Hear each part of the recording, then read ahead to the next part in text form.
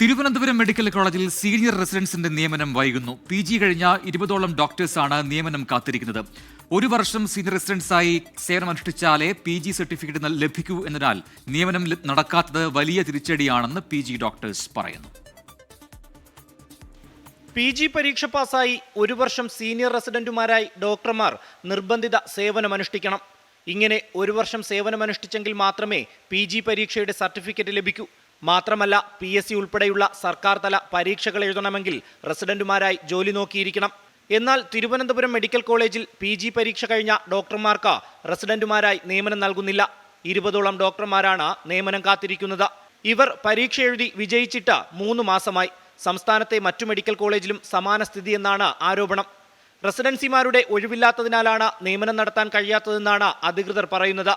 സർക്കാർ ഇടപെട്ട് അധിക സീറ്റ് അനുവദിച്ചാലേ പ്രശ്നം പരിഹരിക്കാൻ കഴിയൂവെന്നും ആശുപത്രി അധികൃതർ പറയുന്നു.